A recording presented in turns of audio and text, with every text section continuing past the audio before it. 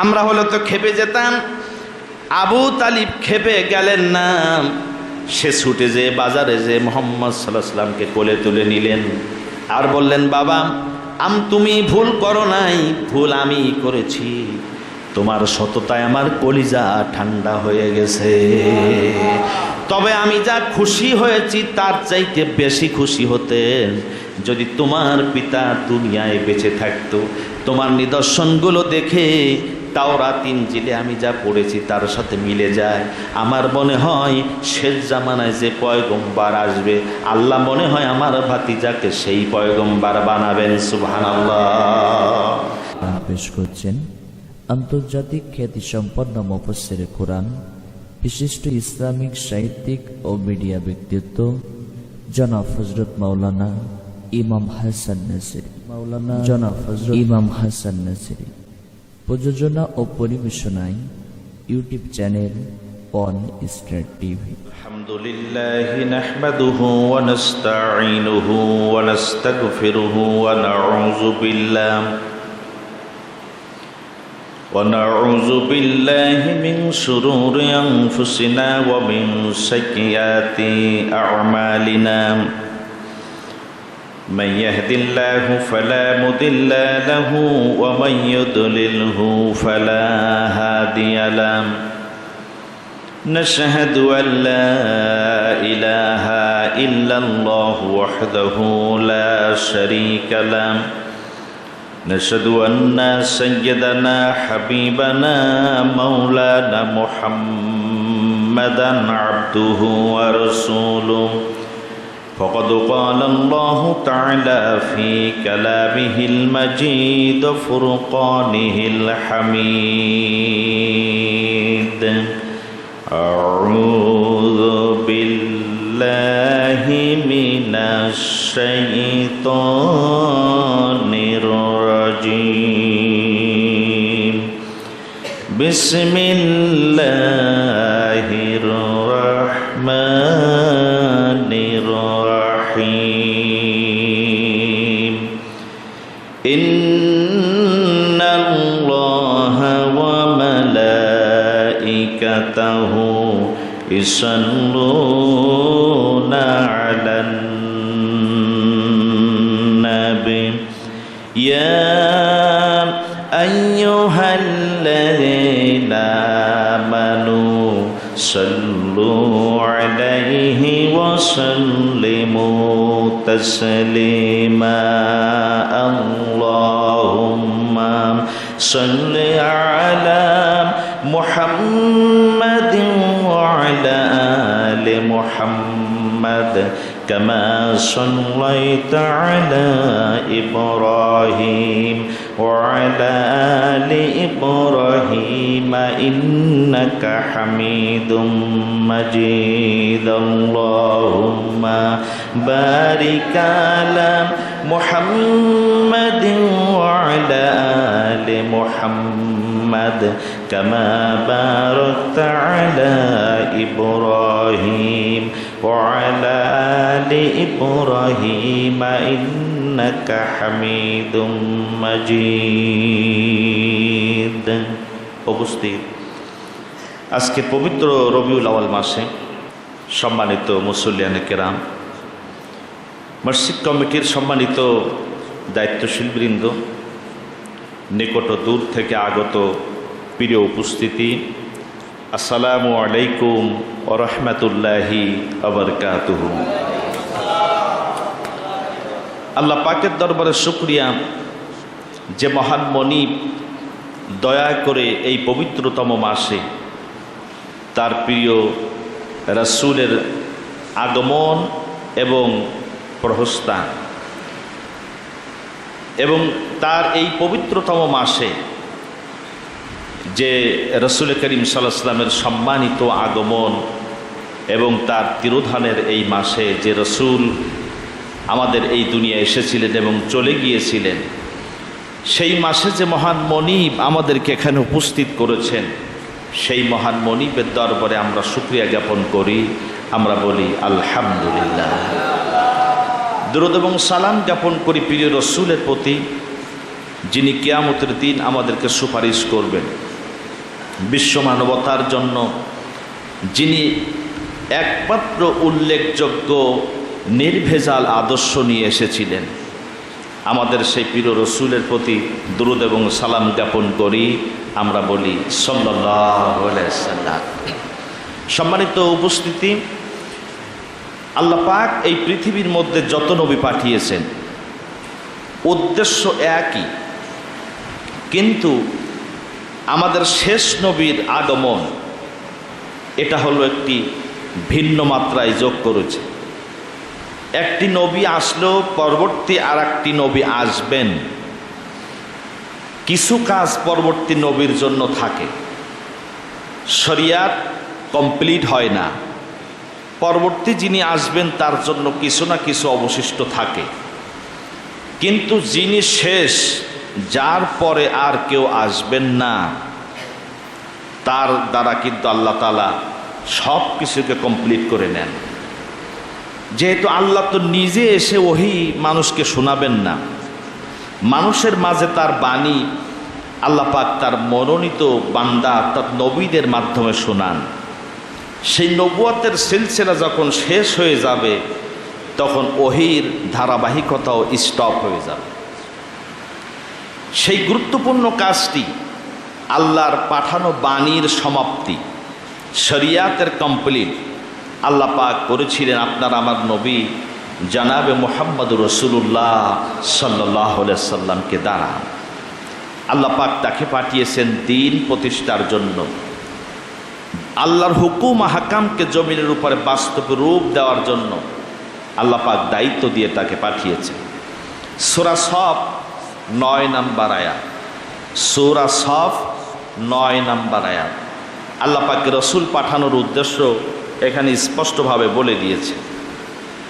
আল্লাহ রাব্বুল আলামিন বলেন, হুয়াল্লাযী আরসালা রাসূলাহু বিল হুদা ওয়া দীনিল হাক্কি লিইযহিরাহু আলাদ দীনি কুল্লিহি ওয়ালাউ কারিহাল মুশরিকুন। আল্লাহ পাক বলেন, তিনি সেই মহান সত্তা যিনি তার রাসূলকে দ্বীনি হক সত্য জীবন ব্যবস্থা দিয়ে পাঠিয়েছেন। দায়িত্বটা হলো এই, জমিন আমার জমিনের উপরে সেই দ্বীনি হক সত্য জীবন ব্যবস্থাকে প্রতিষ্ঠা করে দিবা। তাই মুশরিকদের যতই যন্ত্রণা বাড়ুক না কেন, সুবহানাল্লাহ, ওয়ালাউ কারিহাল মুশরিকুন, মুশরিকরা যতই যন্ত্রণা হোক, যতই তাদের কষ্ট হোক মনে, তুমি আমার দ্বীনকে প্রতিষ্ঠা করে দিবা, এটাই তোমার দায়িত্ব। সূরা ফাতিরে আল্লাহ পাক বলেছেন, ওয়ালাউ কারিহাল কাফিরুন, কাফেরদের যতই সেটা অপছন্দ হোক, কষ্ট হোক, আমার দ্বীনকে প্রতিষ্ঠা করে দিবা, এটাই দিলাম তোমার দায়িত্ব। তার রাসূলকে আল্লাহ রাব্বুল আলামিন তার দ্বীন অর্থাৎ জীবন ব্যবস্থা, এখানে কিন্তু আরেকটি জিনিস স্পষ্ট হয় যে হুয়াল্লাযী আরসালা রাসূলাহু বিল হুদা ওয়া দীনিল হক, যে তিনি সে মহান সত্তা যিনি তার রাসূলকে সত্য দ্বীন সহ পাঠিয়েছেন। সত্য দ্বীন, তাহলে সত্য দ্বীন যদি কথাটা আসে তাহলে তার বিকল্প কিন্তু আরেকটা জিনিস থাকে, মিথ্যা একটা দিন। এই দিন মানে রাতের পরে যে দিন আসে এ দিন না, এ দিন হলো জীবন ব্যবস্থার নাম, যেটাকে সংবিধান বলা যেতে পারে, কনস্টিটিউশন বলা যেতে পারে, অর্থাৎ মানুষের জীবন পরিচালনার জন্য যে পদ্ধতি, যে নিয়ম নীতি, সেটাকে আরবিতে বলা হয় দিন, অর্থাৎ জীবন ব্যবস্থা। আল্লাহ বলছেন, আমি সত্য দিন সহ রসুলকে পাঠিয়েছি, তাহলে এ দ্বারা বোঝা যায় মিথ্যা দিনও আছে, মিথ্যা দিনও আছে, এজন্য তিনি সত্য দিন পাঠিয়েছে। আর সত্যটাই হলো ইসলাম, আর বাকিটা অসত্য, মিথ্যা, জুলুমাত। তাহলে আল্লাহ পাক রসুলকে দিয়ে যে দিনটা পাঠালেন, এই দিনের সাথে, এই জীবন ব্যবস্থার সাথে যদি আপনি আমি যেটা মানি, সেই দিন সেই জীবন ব্যবস্থার যদি মিল না থাকে, তাহলে বুঝতে হবে রসুলের আদর্শের সাথে যে দিন মিলবে না সেটা হলো মিথ্যা দিন, মিথ্যা জীবন ব্যবস্থা। এখন আপনাকে মিলাতে হবে যে আপনি সত্য দিনের উপরে আছেন না মিথ্যা দিনের উপরে আছেন। যদি আপনি সত্য দিনের উপরে থাকেন তাহলে আপনি সফল, আর যদি মিথ্যা দিনের উপরে থাকেন তাহলে আপনি দুনিয়ায়ও লাঞ্ছিত হবেন, আখেরাতে বিরাট ক্ষতিগ্রস্ত হয়ে যাবেন, জাহান্নাম ছাড়া দ্বিতীয় কোনো পথ কিন্তু থাকবে না। এজন্য অনেক অনেক লম্বা কথা বলা লাগে না। আর একটা মানুষের সঠিক পথ পাওয়ার জন্য বিশাল দলিল দাস্তর লাগে না। অল্প কথায় সে যদি হেদায়েতের নিয়াতে শোনে তাহলে সে বুঝতে পারে, হেদায়েত পায়। অনেক কিছু লাগে না। দেখেন রসুলুল্লাহর চাচা আবু তালিব সবসময় রসুলুল্লাহর সাথে ছিলেন। রসুল্লাহ যা করেছেন, যা বলেছেন, কিভাবে খেয়েছেন, কিভাবে মানুষের সাথে আচরণ করেছেন সব দেখেছেন, এবং রসুলের জন্য তিনি নির্যাতন সহ্য করেছেন। শিয়াবে আবি তালিবের মতো জেলখানায় তিনি কষ্ট করেছেন। রসুলের সাথে থেকে, রসুলকে দেখাশোনা করে, রসুলের জন্য কষ্ট করে, রসুলের জন্য কাফেরদের কাছে নির্যাতন সহ্য করার পরও আবু তালিব এর কপালে ইসলাম জোটেনি। ভালো করে শোনেন, আবু তালিবের কপালে ইসলাম জোটেনি, মুসলমান হতে পারেননি। অথচ সিরিয়া থেকে, তায়েব থেকে, বহু দূর থেকে, হাজার হাজার কিলোমিটার দূর থেকে মানুষ এসে রাসূলুল্লাহর মুখের বাণী শুনে কলেমা পড়ে মুসলমান হয়ে গেছে। তাহলে হেদায়েতের নিয়ত থাকতে হয় যে আমি হেদায়েত হব, আমি পরিবর্তন হব, তাহলে অল্প কথায় হয়। আর যদি ইচ্ছা থাকে যে শুনবো, শুনি তাই শুনি, তাহলে হাজার কথা শুনলেও হেদায়েত হয় না। তা আপনি মিলাবেন আপনি সঠিক দিনের উপরে আছেন কিনা। এজন্য রসুল্লাহর আদর্শের সাথে আপনার দিনকে মিলাতে হবে যে ঠিক আছে কিনা। আল্লাহ তার রসুলকে শেষ জামানায় পাঠালেন যে দিনই হক, সত্যটাকে প্রতিষ্ঠা করে দিবা। এই সত্য প্রতিষ্ঠা করার জন্য আল্লাহ পাক বিশ্ববাসীর জন্য তার উপরে একটা রহমত করে পাঠালেন। সুবহানাল্লাহ। তিনি তাকে বানালেন বিশ্ব নবী, দায়িত্ব দিলেন বিশ্বব্যাপী ইসলাম প্রতিষ্ঠা করার। আর আল্লাহ পাক রাসূলকে বানালেন বিশ্ববাসীর জন্য রহমত। সুবহানাল্লাহ। কোরআনুল কারীমে সূরা আম্বিয়ার 107 নম্বর আয়াত আল্লাহ রাব্বুল আলামিন বলেন, ওমা আরসালনাকা ইল্লা রাহমাতান লিল আলামিন। ও নবী, আমি তোমাকে গোটা বিশ্ববাসীর উপরে আমার রহমত হিসাবে প্রেরণ করেছি। সুবহানাল্লাহ। রাসূলুল্লাহ রহমত। দেখেন, তিনি তো রাসূলুল্লাহকে বিরাট শক্তিশালী, আমি তোমাকে বিরাট শক্তিশালী কুওয়াত, বিরাট শক্তিশালী করে গোটা বিশ্ববাসীর জন্য তোমারে পাঠাইছি, এটা বলতে পারতেন। বিরাট পাওয়ারের অধিকারী করে তোমারে বিশ্ববাসীর উপরে পাঠিয়েছি বলতে পারতেন, তা কিন্তু বলেননি। দায়িত্ব দিলেন বিশ্বব্যাপী ইসলাম প্রতিষ্ঠা, বানালেন তাকে বিশ্বনবী। আর এত বড় একটি বিশাল দায়িত্ব পালন করার জন্য আল্লাহ পাক তাকে বানালেন বিশ্ববাসীর জন্য রহমত। সুবহানাল্লাহ। হালকা একটু বাড়াও, হালকা একটু। তাহলে বিষয়টি একটা জিনিস বুঝতে হবে যে এত বড় দায়িত্ব পালন করার জন্য তো শক্তি প্রয়োজন, সেটা না দিয়ে আল্লাহ দিলেন রহমত। তার কারণ কি? কারণ হলো শক্তি দিয়ে আপনি যেটা আদায় করবেন সেটার স্থায়িত্ব থাকে না। জোর করে যদি কোনো কিছু আপনি দখল করেন সেটা বেশি দিন টেকে না। যেমন আপনি আপনার সংসার নিয়ে চিন্তা করেন, আপনার সংসারে আপনার স্ত্রী যাদের আছে, যাদের স্ত্রী আইন দিয়ে চালান, এই করতে হবে, এই করতে হবে, এই করতে হবে, এই না করতে পারলে বাড়ি থেকে বের হো, এই না করতে পারলে তোর তাড়ায় দেব, আমার ভাত খাবি না, এরকম আইন কানুন দিয়ে যারা সংসারটা চালায়, দেখবেন যখনই আপনার দুর্বলতা পাবে তখন সে কাজ তো করবেই না, বরং পাল্টা অ্যাকশন নেবে, পাল্টা অ্যাকশন নেবে। বিভিন্ন অজুহাত দিয়ে আপনার দেওয়া আইনের কাজগুলো সে ভায়োলেট করে চলবে। আজ এই সমস্যা ছিল করতে পারিনি, আজ ওই সমস্যা ছিল করতে পারিনি, তোমার ছেলে এই ঝামেলা করলো তোমার কাপড় ধরতে পারিনি। কিন্তু পক্ষান্তরে অন্যদিকে যদি রহমত ভালোবাসা দিয়ে আপনি আপনার স্ত্রীর সাথে চলেন, আপনার কাপড়টা ধৌত করবে আপনি নির্দেশ দিয়েছেন তা না, সে তার স্বামীকে ভালোবাসায় কাপড়টা ধুচ্ছে। সে আপনাকে ভাত রেডি করে দেবে, আপনি আইন করেছেন তাই না, আপনি আইন টাইন করেননি, সে নিজে তার মহব্বতে তার স্বামীর প্লেটে ভাতটা উঠাইয়া দিচ্ছে। এটা একরকম, আর আইন দিয়ে করানো একরকম। এই দুইজনের সংসার, একজন আইন দিয়ে চালায় আর একজন ভালোবাসা দিয়ে চালায়। যে আইন দিয়ে চালায় সে যখনই অসুস্থ হয়ে পড়বে তখন স্ত্রী বলবে যে বাড়ানি এইবার একটু কমিয়েছে,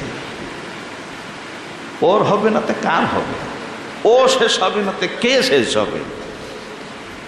যখন আর মুখের জোর নেই, গায়ের জোর নেই, তখন যদি বলে না আমার কাপড়টা নিয়ে আয়, তখন স্ত্রী বলে পারলে নিয়েছি তুমি, আমি পারবো না।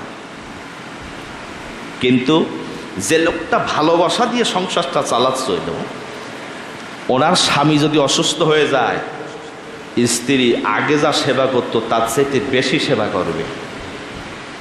যে আমার স্বামী সারা জীবন কত যত্ন করেছে আমার, আজ হয়তো একটু কামাই করতে পারছে না, আজ হয়তো অসুস্থ হয়ে গেছে, তার সুস্থ করার জন্য চেষ্টা করবে।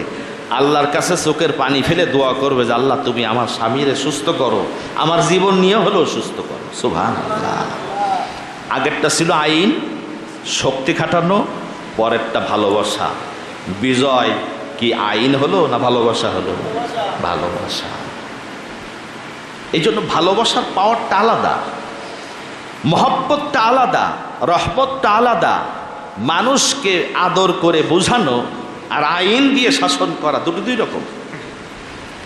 এজন্য আল্লাহ পাক রসুলকে দুনিয়াবি শক্তি দিয়ে পাঠান নাই, তাকে দুনিয়াবি শক্তি যা দিয়েছিলেন তার চাইতে বেশি যে শক্তি দিয়েছিলেন সেটা হলো কলিজা ভরা মহব্বত, ভালোবাসা, উদারতা, রহমত। সুবহানাল্লাহ, সুবহানাল্লাহ। এই জন্য সাহাবীর অকাতরে জীবন বিলিয়ে দিয়েছে। যে তার পাশে চলে গেছে সে দিন ইসলাম গ্রহণ করেছে। আর এটাই সিস্টেম। জোর করে আপনি যদি কোনো কিছু দখল করে থাকেন তখন দেখবেন আপনার যখন শক্তি কমে যাবে, যে ব্যাঙ নড়ে শুইতে পারে না সেও একটা লাথি মেরে দেবে। আমার বন্ধুগণ, আপনার আমার নবীকে আল্লাহ পাক গোটা বিশ্ববাসীর জন্য রহমত করে পাঠালেন।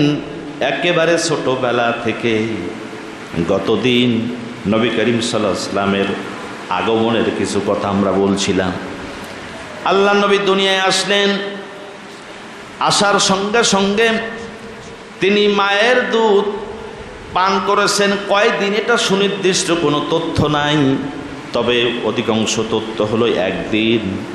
আর দাসী সুয়াইবার দুধ পান করেছিলেন 3 দিন। এরপরে সাদিয়া গোত্র থেকে মহিলারা তারা সন্তান লালন পালনের জন্য বিভিন্ন দেশে আসত। মক্কায়ও বাচ্চা নিবে বলে তারা অনেক মহিলা একসঙ্গে তাদের স্বামীকে নিয়ে এসেছে বাচ্চা নিবে, তাই সন্তান লালন পালনের জন্য তাদের সুনাম সুখ্যাতি চতুর্দিকে ছিল। ওরা বাচ্চা লালন পালন করত। আর মক্কার একটা ট্র্যাডিশন ছিল, তারা নিজ সন্তানদেরকে বিভিন্ন দেশে বিশেষ করে মদিনা কেন্দ্রিক এলাকায় পাঠাতেন লালন পালনের জন্য। কারণ সেখানকার আবহাওয়া ছিল একটু নম্র টাইপের। মদিনার আবহাওয়া, মক্কার আবহাওয়াটা একটু উষ্ণ বেশি, মদিনার আবহাওয়াটা একটু নরম টাইপের, এবং ফসলাদি মদিনাতে বেশি হতো, মক্কাতে কম হতো। সেই টাইমে মক্কাটা ছিল একটি বাণিজ্যিক শহরের মতো, আর মদিনাটা ছিল একটু সুজালা সপলা। এখনও আছে ওরকম, এখনও মক্কার চাইতে মদিনাটা বেশি লালিত্যময়। এখন এজন্য পূর্ব যুগ থেকে তারা মক্কাবাসীরা সন্তানগুলো বাইরে লালন পালন করাটা বেশি পছন্দ করত।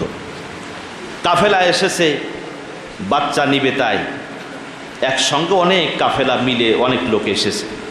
হালিমা সাদিয়া নামক যে মহিলাটি, এনার যে বাহন দম্বা আর একটা উট, স্বামী আর সে নিয়ে আসতেছে, সাথে তার একটা বাচ্চাও আছে। এত দুর্বল, চলতে পারে না। তার সাথীরা আগে চলে গেছে। আগে যে ধনী ধনী শ্রেণীর বাচ্চাদের সব নিয়ে তারা যখন ফিরতেছে, হালিমা তখন কেবল মক্কায় ঢুকতেছে। বসে, হালিমা তুমি এখন যাচ্ছ, আমরা তো সব ভালো বাচ্চাগুলোকে নিয়ে আসছি। আমাদের জানা মতে তেমন কোনো বাচ্চা ভালো নাই, তবে একটা বাচ্চা আছে, আব্দুল্লাহর এতিম পুত্র মুহাম্মদ, আমরা বলি সাল্লাল্লাহু আলাইহি ওয়াসাল্লাম। গরিব বলে আমরা দেখতেও যাই নাই, কারণ গরিবেরা লালন পালন করলে কি দেবে, এই জন্য যাই নাই। তুমি দেখো যদি অন্য কোনো বাচ্চা না পাও, তাহলে খালি হাতে ফেরার চাইতে দেখে পছন্দ হলে নিয়ে এসো। হালিমা ঘুরল, কোনো বাচ্চা নাই লালন পালন করার মতো। শেষে চিন্তা করলো, দেখি না ওই বাচ্চাটা পছন্দ হয় কিনা, যদি চেহারা পছন্দ হয় তাহলে নেব, তা নাহলে গরিবের বাচ্চা ফাও লালন করে লাভ কি। ইতিহাস সাক্ষ্য দেয়, হালিমা বলেন, আমি যখন আমেনার কোল থেকে শিশু মুহাম্মদ সাল্লাল্লাহু আলাইহি সাল্লামকে কোলে তুলে নিলাম, পছন্দ করব বলে চেহারা কেমন, আমার মনে হলো আমি যখন কোলে নিয়েছি আকাশের পূর্ণিমার চাঁদ যেন আমার কোলে ধরা দিয়েছে। সুবহানাল্লাহ। আল্লাহ রাব্বুল আলামিন আপনার আমার নবীকে এমন চেহারা দান করেছিলেন, যাদের চেহারাও হার মেনে যেত। হালিমা বলেন, কোনো রকম চুক্তি ছাড়াই আমি মুহাম্মদকে মামেনার কোল থেকে নিয়ে আমি আমার গোত্রের দিকে আমি রওনা হয়ে গেলাম। সুবহানাল্লাহ। কোনো চুক্তি করলাম না, আমি তার মায়ের কাছ থেকে নিয়ে গেলাম। নেওয়ার সঙ্গে সঙ্গে আমার রহমত আর বরকতে পূর্ণ হয়ে গেলাম আমি। যে উটনিটি দুধ ছিল না ওলানে, মুহাম্মদকে নেওয়ার সঙ্গে সঙ্গে দেখলাম উটটি সবাল হলো, দম্বাটি সবাল হলো, তার ওলানে দুধ আসলো। কিছু দূর যাওয়ার পরে আমার সাথীদেরকে, আমরা যারা আমাকে দেখে অনেক দূর চলে গিয়েছিল, তাদেরকে ধরে ফেললাম। সাথীরা বলতেছে, হালিমা তুমি বাচ্চা একটা পেয়েছো বুঝলাম, কিন্তু তোমার আগের সেই উটনি আর আগের সেই দুম্বাটা কই? এ তো দেখছি খুব সবাল, পরিপুষ্ট, শক্তিশালী, এটা কোথায় পেলে? তোমার কি বাচ্চার সাথে এটাও তোমরা পেয়েছো নাকি? হালিমা তখন বলেন, আমি বললাম আমি আমার উটনি আর দুম্বা পাল্টাই নাই, আগের সেই দুম্বার উটনিতেই রয়েছে। তবে তোমরা অবজ্ঞা ভরে যে বাচ্চাকে ফেলায় রেখে আসছিলে, আমি ওই বাচ্চাকে গ্রহণ করার ফলে আমার রব আমাকে নিয়ামত দিয়ে ধন্য করে দিয়েছে। সুবহানাল্লাহ। মুহাম্মদ সাল্লাল্লাহু আলাইহি ওয়াসাল্লামকে নিয়ে গেলেন। হালিমা বলেন, যতদিন আমি মুহাম্মদ সাল্লাল্লাহু আলাইহি ওয়াসাল্লামকে লালন পালন করেছি, একটা দিনের জন্য আমার খাদ্যে, আমার সুখ শান্তিতে কোনোটাই আল্লাহ রাব্বুল আলামিন আমার কমতি দেয়নি। সুবহানাল্লাহ, সুবহানাল্লাহ। তিনি রহমত। দেখেন, ছোটবেলা থেকে তার সততার প্রমাণ বিদ্যমান। মুহাম্মদ সাল্লাল্লাহু আলাইহি ওয়াসাল্লামের একটা দুধ ভাই ছিল, হালিমার যেটা নিচের বাচ্চা, সে বাম স্তন পান করত, মুহাম্মদ সাল্লাল্লাহু আলাইহি ওয়াসাল্লাম ডান স্তন পান করতেন। একটা মহিলার দুটা বাচ্চা লালন পালন করে, তা সঙ্গত কারণে বাচ্চা যখন দুধ খাওয়ায় তখন তো এটা বাদ দিয়ে ওটা খাওয়ায়, এটা খাওয়াতে পারে, খাওয়াই এমন। কিন্তু মুহাম্মদ সাল্লাল্লাহু আলাইহি ওয়াসাল্লাম, হালিমা বলেন, মুহাম্মদ সাল্লাল্লাহু আলাইহি ওয়াসাল্লাম আমার কাছে যতদিন দুধ পান করেছেন, উনি যে দুধটা পান করতেন ডান স্তন, শত চেষ্টা করেও আমি অন্য স্তনে তার মুখ দেওয়াতে পারি নাই। সুবহানাল্লাহ। কারণটা কি? কারণটা হলো, ছোটবেলা থেকে তিনি প্রমাণ করলেন অন্য ভাইয়ের হক তিনি নষ্ট করেন নাই। জোরে বলেন সুবহানাল্লাহ। কি রাসূলুল্লাহর উম্মত আমরা, আর আমরা সুযোগ পাইলেই হয়, একটু সুযোগ পাইলে হয়। ভুয়া দলিলে কতজনের জমি নিলাম, দলিলের ঠিক নাই, ভুয়া দলিল, গার জোরে যে যার শক্তি পায় আর একজনের দখল করে নিই। আমরা রাসূলুল্লাহর উম্মত বলে দাবি করি। হিন্দুদের জমি পাকিস্তান আমলে এই স্বাধীনতার সময় হিন্দুরা দৌড় মারল প্রাণের ভয়ে, অনেক বাংলাদেশের মুসলমানেরা তাদের হিন্দুদের জমি টমি দখল করে ভুয়া দলিল টলিল করে নিয়ে পরে হজ করে এসে বসে রয়েছে। বহু আছে, মুরব্বী মানুষেরা একটা চোখ কান খুলে দেখেন, বহু আছে। হিন্দু হোক, তার জমি দখল করা আপনার জন্য রাইট নয়, রং। পরে হজ করে এসে বসে থাকবে, ওই হজে আল্লাহ রসুলের সুপারিশ আপনি পাবেন না। অন্যের হক প্রতিষ্ঠা করতে হবে, সুযোগ পাইলে নিবেন, এটা রাসূলুল্লাহর উম্মতের আদর্শ না। মুহাম্মদ সাল্লাল্লাহু আলাইহি ওয়াসাল্লাম ছোটবেলা থেকে সেই আদর্শ দেখালেন, অন্যের হক নেননি। সুবহানাল্লাহ। আমরা আজকে থেকে নিয়াত করতে পারি যে রাসূলুল্লাহ যখন এই আদর্শ ছিল, অন্যের হক নেননি, গ্রহণ করেননি অন্যায়ভাবে, আমরাও আজকের থেকে নিয়াত করব যে আমরা অন্য ভাইয়ের হক নষ্ট করব না। বলেন ইনশাআল্লাহ, জোরে বলেন ইনশাআল্লাহ। অনেকের মুখ নড়েনি, তা নিয়ে বসে আছে কিনা জানি না। আল্লাহ আমাদের সবাইকে তৌফিক দিন, বলেন আমিন। প্রিয় উপস্থিতি, মুহাম্মদ সাল্লাল্লাহু আলাইহি ওয়াসাল্লাম বড় হচ্ছেন মায়ের কাছে, হালিমার কাছে। 2 বছর পূর্ণ হয়ে গেল, মার কাছে ফেরত দিতে যাবে। মন চাচ্ছেন হালিমার যে এত বরকতের বাচ্চাটা কেমনে ফেরত দিই। তারপরে ওয়াদা অনুযায়ী হালিমার কাছে, আমেনার কাছে নিয়ে আসলো। আমেনার কাছে নিয়ে এসে বলছে যে আপনার ওয়াদা অনুযায়ী বাচ্চা তো নিয়ে আসছি, তবে আপনার এখানকার আবহাওয়া তো খুবই গরম, রোগ জীবাণু ছড়ায় বেশি মক্কাতে, তা আপনি বাচ্চাটাকে আমাদের কাছে আরও কিছুদিন দিলে আমরা লালন পালন করতাম।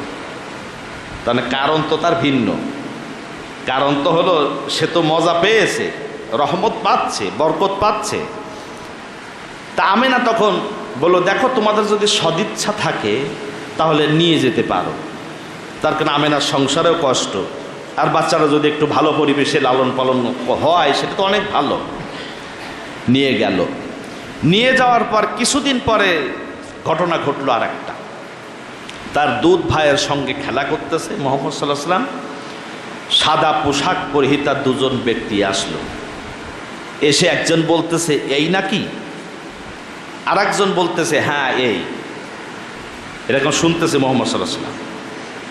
এরপরে এই অবস্থা থেকে তার দুধ ভাই বাড়ি ছুট দিয়েছে যে কিনা জানি আমাদের কেউ ধরতে আসছে কিনা।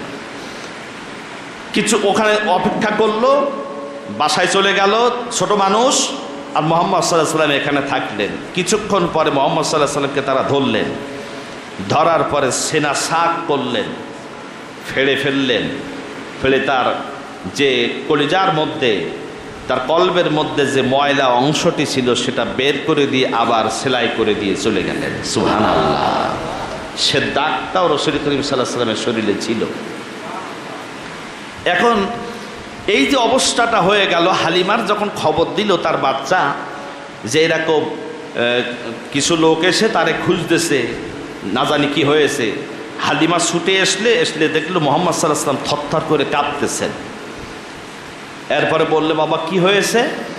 মুহাম্মদ সাল্লাল্লাহু আলাইহি ওয়াসাল্লাম বললেন এরকম 2জন ব্যক্তি এসে আমাকে ধরলো, তারপরে কি হয়েছে আমি আর জানি না। হযরতে রাসূল করিম সাল্লাল্লাহু আলাইহি ওয়াসাল্লাম নবুয়ত পাওয়ার পরে হযরতে জিবরাইল সামনে ছিলেন, এভাবে বলছিলেন যে জিবরাইল তুমি তো সেই জিবরাইল যে আমার খুব ছোটবেলায় ভয় পাওয়াইছিল। সুবহানাল্লাহ। মানে হযরত জিবরাইল আর মিকাইল আলাইহিস সালাম 2জন ফেরেশতা তখন ছিলেন। এখন হালিমা তো এই বিষয়টা জানে না যে তিনি নবী হবে কি ফেরেশতা, এগুলো তো তার জানা নাই। সে মনে করলো অন্যের বাচ্চা, না জানে জিনে আসর করলো কি না, ওর চাইতে ভালোই বাচ্চাটা ফেরত দিয়ে আসে। কিছুদিন পরে নিয়ে আসছে মুহাম্মদ সাল্লাল্লাহু আলাইহি ওয়াসাল্লামকে তার মায়ের কাছে ফেরত দিতে। বলছে যে দেখো তোমার বাচ্চাকে আমরা ফেরত দিতে আসলাম। বলো কেন? বলে এমনি নিয়ে আসলাম। বল না, নিশ্চয়ই কোনো কারণ ঘটেছে, তা না হলে তোমরা এত আগ্রহ করে নিয়ে গেলে হঠাৎ করে তোমাদের আগ্রহ শেষ হলো কেমনে? বলো না মূল কথা কি? হালিমা বলেন যে আমেনা এমন একটা মহিলা, সে আমাদের মোটে ছাড়লই না, আমাদের কাছ থেকে সঠিক কথাটা বেরই করে নিল। আমরা যখন তাকে খুলে খুলে বললাম যে এই ঘটনা এগুলো হয়েছে, তাই আমরা ভয় পাচ্ছি। হালিমা বলেন আমেনা তখন বলল, ওগো বোন হালিমা, তুমি কি মনে করেছো নাকি যে আমার মোহাম্মদকে জিনে আসর করতে পারে বা কেউ কোনো ক্ষতি করতে পারে? হালিমা বলেন আমি অমনটি মনে করছি। আমেনা বলেন যে না, কখনো হবে না, কাল্লা, কখনো এমন হবে না। তার কারণ আমার মুহাম্মদকে গর্ভে ধারণ করা থেকে অস্বাভাবিক কিছু রহমত আমি বুঝতে পারি। আমার মুহাম্মাদের উপরে যদি কিছু হয়ে থাকে, নিশ্চয়ই তার স্রষ্টার পক্ষ থেকে কিছু হয়েছে। সুবহানাল্লাহ। আগের থেকে তিনি মা বুঝতে পারেন যে অবস্থাটা কেমন। মুহাম্মদ সাল্লাল্লাহু আলাইহি ওয়াসাল্লাম এভাবে করে বড় হচ্ছেন মায়ের কাছে। আস্তে আস্তে বড় হলেন। যখন তার বয়স 6টা বছরে পদার্পণ করলো, 6টা বছরের কিছু কম, মুহাম্মদ সাল্লাল্লাহু আলাইহি ওয়াসাল্লামের মা তাকে তার পিতার কবর জিয়ারত করতে তার সাথে করে নিয়ে গেল, আর সাথে নানার বাড়িতে বেড়াতে নিয়ে আসতে গেল। আবওয়া নামক স্থানে আসার পর মুহাম্মদ সাল্লাল্লাহু আলাইহি ওয়াসাল্লামের মা বেহুশ হয়ে পড়ে গেলেন, আর সেখানেই তিনি ইন্তেকাল করলেন। মুহাম্মদ সাল্লাল্লাহু আলাইহি ওয়াসাল্লাম মাকে জড়িয়ে ধরে বলছেন, মা, বাপকে চোখে দেখি নাই, তোমার ছায়াতলে ছিলাম, এখন তুমি নাই, আমি কার হাওলায় থাকব? মার মাথাটি ধরে বসে কাঁদতেছেন মরুভূমির মুখে। আল্লাহ রাব্বুল আলামিন তখন হযরতে জিবরাইলকে পাঠালেন, জিবরাইল রে, যাও মানুষ রূপী যে আমার বন্ধু মুহাম্মদকে সান্ত্বনা দাও, আর খবরটা তার জাতির কাছে পৌঁছায় দাও। আব্দুল মুত্তালিব যখন জানতে পারলো তার দাদা তখন ছুটে এসে বলল, মুহাম্মদ, তোমার পিতা নাই, মাতাও দুনিয়ার বুক থেকে চলে গেল, কিন্তু আমি আব্দুল মুত্তালিব তোমার দাদা, আমি তো বেঁচে আছি, আমি যতদিন থাকবো তোমাকে বুকের সঙ্গে জড়ায়া রাখবো। সুবহানাল্লাহ। আব্দুল মুত্তালিব নিয়ে আসলেন, তাকে লালন পালন করছেন। আব্দুল মুত্তালিব খুব গাম্ভীর্যপূর্ণ একজন ব্যক্তি ছিলেন এবং কুরাইশদের নেতা ছিলেন। তার জন্য কাবার পাশে ওখানে একটা চেয়ার ছিল, সেখানে তিনি বসতেন, দারুন নদওয়া যেটা বলা হয়, সেখানে তিনি বসতেন, সালিশ বিচার করতেন। তার চেয়ারের কাছে কেউ যেত না। 10টি সন্তানেরা যারা তার সন্তানেদের ছিল, কেউ সেখানে যেত না, খুব দূরে দূরে খুব সম্মানের সাথে বসতেন। কিন্তু মুহাম্মদ সাল্লাল্লাহু আলাইহি ওয়াসাল্লাম এমন একজন ব্যক্তি ছিলেন, ছোট মানুষ, দাদার সাথে যেত, দাদার পাশে বসতো, দাদা না থাকলে দাদা চেয়ারে বসে থাকতো। সুবহানাল্লাহ। এখন সব চাচারা নামাইতে, নাম নাম নাম নাম, ওখানে বসো না, কোনো বসো না। দাদা এসে দেখতেছে যে মুহাম্মদকে নামাচ্ছে। তারপরে দাদা বলতেছে, তোমরা আমার মুহাম্মদকে নামায়ও না, আমি যা মক্কার নেতৃত্ব দিচ্ছি, আমার মুহাম্মদকে তার স্রষ্টা এর চাইতে বড় নেতৃত্ব দান করবে বলে আমি আশা করি। সুবহানাল্লাহ। পাশে নিয়ে বসতেন। মুহাম্মদ সাল্লাল্লাহু আলাইহি ওয়াসাল্লাম এভাবে করে একটু সুখে লালিত পালিত হচ্ছেন।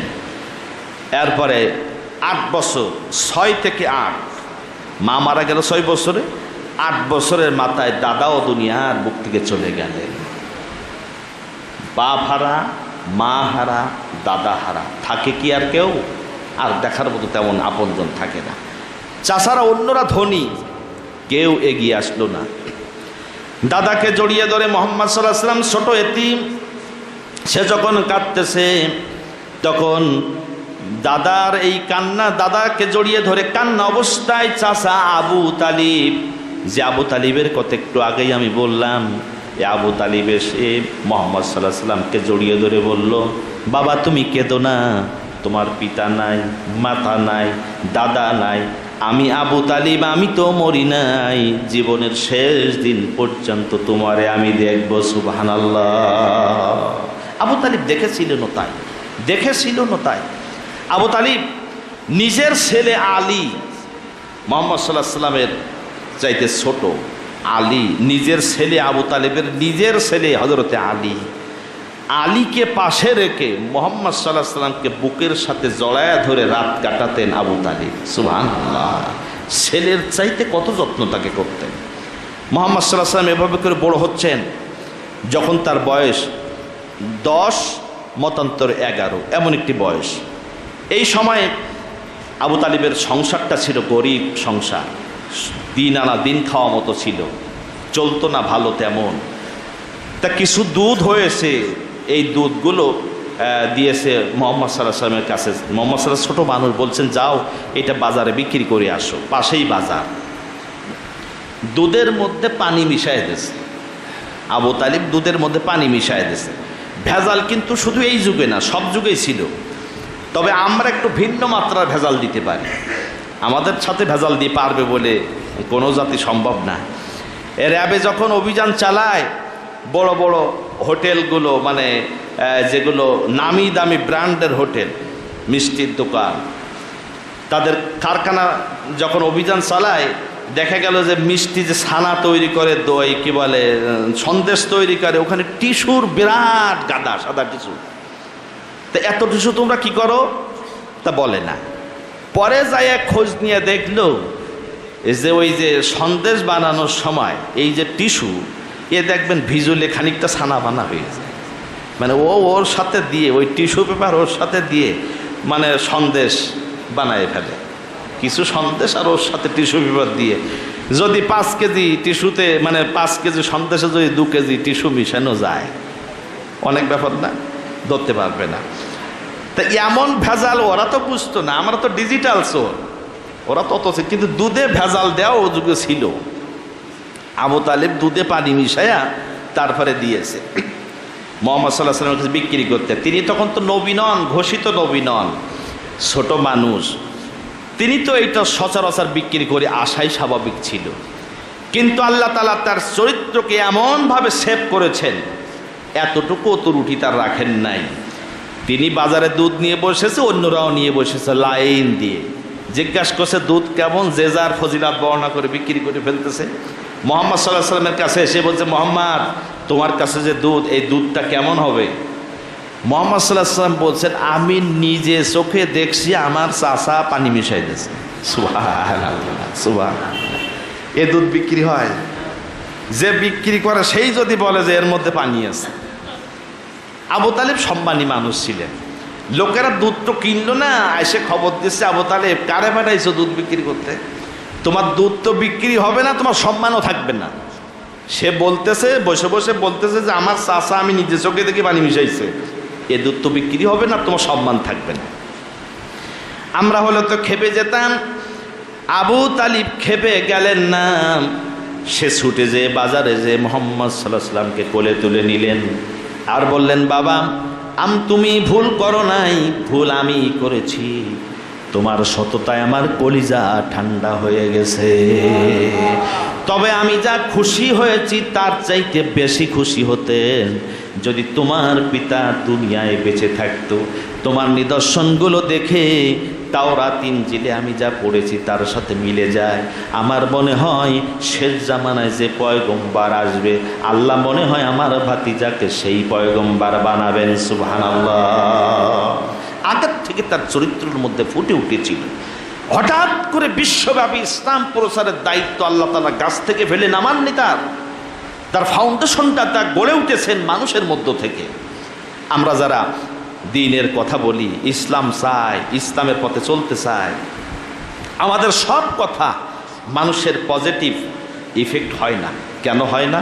হয় না এই কারণে আমাদের চরিত্রের সাথে আমাদের কথার মিল হয় না। তাই আমাদের অনেক মানুষ দেখেছি ইসলামের জন্য চান, ইসলামের ভালো কথা বলেন, ইসলামের পথে চলার জন্য মানুষের দাওয়াত দেন, কিন্তু মানুষ যখন দেখে যে এই লোকটা ভালো কথা বলতেছে, তার কাজ ভালো না, কথা ভালো, তখন মানুষ কিন্তু তার থেকে দূরে চলে যায়, কথা ভালোভাবে নেয় না। কিন্তু মুহাম্মদ সাল্লাল্লাহু আলাইহি ওয়াসাল্লামকে আল্লাহ তাআলা এমনভাবে তৈরি করেছিলেন, তার কথাও যা ছিল কাজও তাই ছিল, প্র্যাকটিক্যাল। নবুয়তের আগেই আল্লাহ তাআলা তার শ্রেষ্ঠ মানুষ করে দুনিয়ায় পাঠালেন। সুবহানাল্লাহ। এভাবে চলতেছেন। 17টা বছর বয়স যখন, আরবের মানুষদের দুর্দশা দেখে তার খুব খারাপ লাগতেছে। যে যার ইচ্ছা মারে, যে যার ইচ্ছা কাটে, যে যার ইচ্ছা মানুষের সম্পদ কেড়ে খায়। মুহাম্মদ সাল্লাল্লাহু আলাইহি ওয়াসাল্লাম তখন হালফুল ফুজুল নামক একটা সংগঠন তৈরি করলেন। বয়স তখন তার 17 বছর। 17 বছর বয়সে মানুষের কল্যাণের জন্য একটি সংগঠন তিনি বানালেন। নাম কি? হালফুল ফুজুল। হিলফুল ফুজুল এটা মানে সঠিক উচ্চারণ না, মূলত হালফুল ফুজুল। কি উচ্চারণ? হালফুল ফুজুল। এই সংগঠনটি তিনি তৈরি করলেন।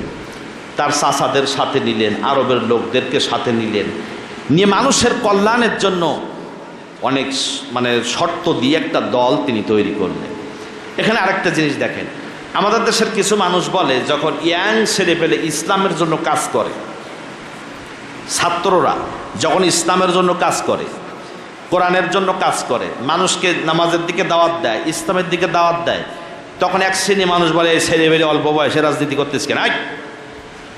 কিন্তু তার পাশাপাশি অন্য ছেলেরা যে মদ খায়, গাঁজা খায়, ফেন্সিডিল খায়, লোকের অত্যাচার নির্যাতন করে, তাদের ব্যাপারে কিছু বলে না। কিন্তু ইসলামের জন্য কাজ করলে কিছু মানুষ আছে বলে এই অল্প বয়স, এই সমস্ত তোরা মানুষের এই সমস্ত রাজনীতি করে বেড়াস কেন? এটা একটা ভুল কথা। মানুষের কল্যাণের জন্য যখন শক্তি থাকে তখনই কাজ করতে হয়। ইয়াংদের দায়িত্বই হলো সমাজকে পরিবর্তন করা। জন বয়সে মানুষের জন্য কাজ করবে না, বুড়ো বয়সে যখন লাঠি বক দিয়ে হারবে তখন জনগণের জন্য কি করবে? রাসূল করিম সাল্লাল্লাহু আলাইহি ওয়াসাল্লাম ইয়াং বয়সেই মানুষের কল্যাণের জন্য কাজ করেছে। সুতরাং রাসূলুল্লাহর উম্মত যারা অল্প বয়স, তাদেরও দায়িত্ব মানুষের দুঃখ দুর্দশায় মানুষের পাশে দাঁড়ানো, অসহায় মানুষের পাশে দাঁড়ানো, অত্যাচারিতদের অত্যাচারের হাত থেকে বাঁচানো। যদি ইয়াংরা দেখে যে একজন মানুষের উপর অন্যায়ভাবে নির্যাতন হচ্ছে, তখন যুবকদের দায়িত্ব রুখে দাঁড়াবার, যে কেন এই মানুষটা তোমরা অত্যাচার করতেছো। হয়তো বুড়োরা সাহস পাবে না। ইয়াংদের দায়িত্ব, যুবকদের দায়িত্ব ওই অত্যাচারিত মানুষের পাশে রুখে দাঁড়িয়ে অত্যাচারিত মানুষটাকে অত্যাচারের হাত থেকে রক্ষা করা, এটা যুবকদের দায়িত্ব। রাসূল করিম সাল্লাল্লাহু আলাইহি ওয়াসাল্লাম সেইটাই করেছেন। রাসূলুল্লাহর উম্মতদের সেটাই দায়িত্ব। রাসূলুল্লাহ এভাবে করে চেষ্টা করলেন। কিছু পরিবর্তন হলো, কাঙ্ক্ষিত পরিবর্তন আসলো না। কিছু পরিবর্তন হলো কিন্তু কাঙ্ক্ষিত পরিবর্তন আসলো না। দেখেন, এমন একজন চরিত্রের নেতা যার চরিত্রের মধ্যে কোনো কালির ছাপ নাই, তার বানানো একটা সংগঠন, একটা দল জাতির পূর্ণভাবে ভাগ্য পরিবর্তন করতে পারেন নাই। আবার বুঝুন, আবারও বলি, কথাটি ভুল বুঝবেন না। মুহাম্মদ সাল্লাল্লাহু আলাইহি ওয়াসাল্লামের মধ্যে এমন একটা চরিত্রের মানুষ যার জীবনে কোনো কালির ছাপ নাই, তিনি হালফুল ফুজুল সংগঠন করলেন নিজের বানানো। মানুষের শান্তি 100% দিতে পারেন নাই। দিতে পেরেছিলেন তখন যখন তিনি নবুয়াত পাওয়ার পরে ওহির বিধান অনুযায়ী যখন দেশ রাষ্ট্র দল চালাইছিলেন তখন পেরেছিলেন, তার আগে পারেন নাই। পারেননি কেন? আগে ছিল ব্যক্তি মুহাম্মদ, আগে ছিল ব্যক্তি মুহাম্মদ সাল্লাল্লাহু আলাইহি ওয়াসাল্লামের দল, আর পরে হলো নবী মুহাম্মদ সাল্লাল্লাহু আলাইহি ওয়াসাল্লামের দল। সুবহানাল্লাহ।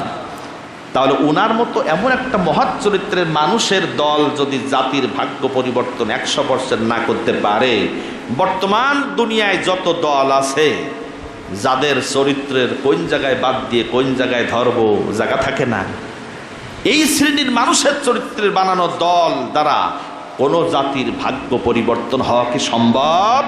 কখনো সম্ভব না। এজন্য আমি অনুরোধ করব, ফিরে আসুন, আপনার দল, আপনার ব্যক্তি সবগুলোকে রাসূলুল্লাহর আদলে গড়ুন, তাহলেই শান্তি হবে, মুক্তি হবে। আল্লাহ তৌফিক দান করেন, জোরে বলেন আমিন। এতক্ষণ শুনলেন মুহতারাম মাওলানা ইমাম হাসান নাসিরী হুজুরের তাফসীর। Mobile number 01712283097। হুজুরের সকল তাফসীরের অডিও ভিডিও সবার আগে পাওয়ার জন্য অন স্টার টিভি চ্যানেলটিকে সাবস্ক্রাইব করে আমাদের সাথেই থাকুন। জাযাকাল্লাহু খাইর।